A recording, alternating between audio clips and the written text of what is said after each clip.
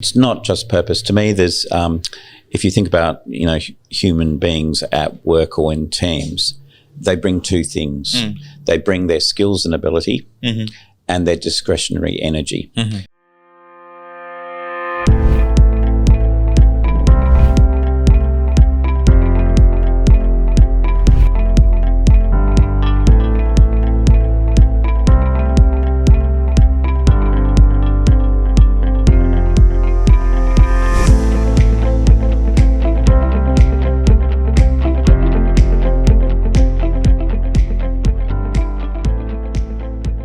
I wanted to dig in a bit more deeper in when you were, a fresh lawyer. What were your purpose then? Well, what was your purpose? When I was a fresh lawyer, I don't think I knew what my purpose was. But there was some purpose. Yeah, there was, but I don't think I knew what it was. Okay. It wasn't. If you sort of think about self-awareness and consciousness, I don't think I had the self-awareness or consciousness. I sort of fell into law because I was at school, didn't know what I was doing, sat down with that student guidance officer and she was flipping through different things and she came across law and I went, oh, that sounds good.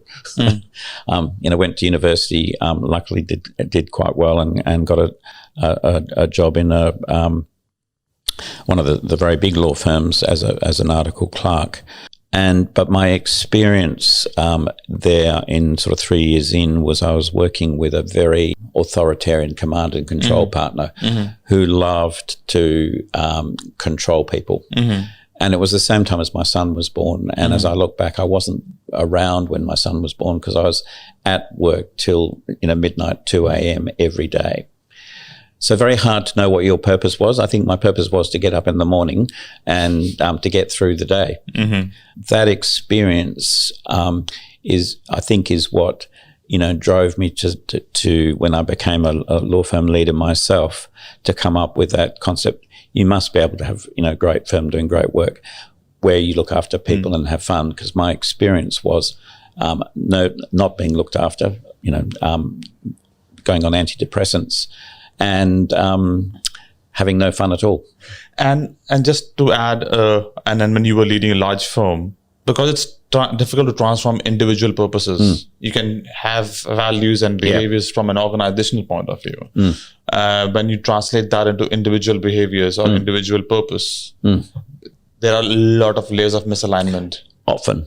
And because all of us are not machines and we don't have the same purposes. Absolutely. We are driven by different things and different motivations. Yeah. So how did you simplify that process to it's everybody to come on the journey? I've sort of, really tried to put this together now because as you get older and you have more time to reflect, you look back on, and I suppose, how do you align people in an organization? It's not just purpose. To me, there's, if you think about, human beings at work or in teams, they bring two things. They bring their skills and ability and their discretionary energy.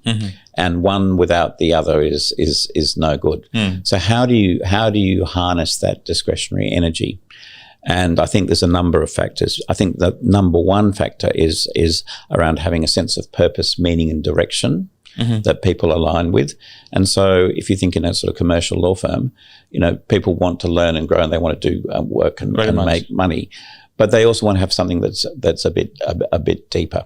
The second one is what gives people energy is where in the organisation or team, how people behave aligns with what people generally value. And human beings in teams value being listened to, respected, having fun, learn, etc.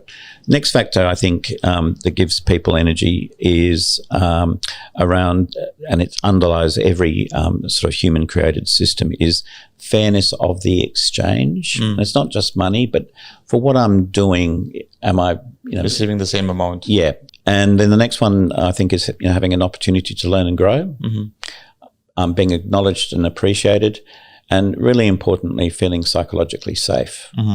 And so purpose starts at the beginning, but it needs all of these other things as well to give people energy.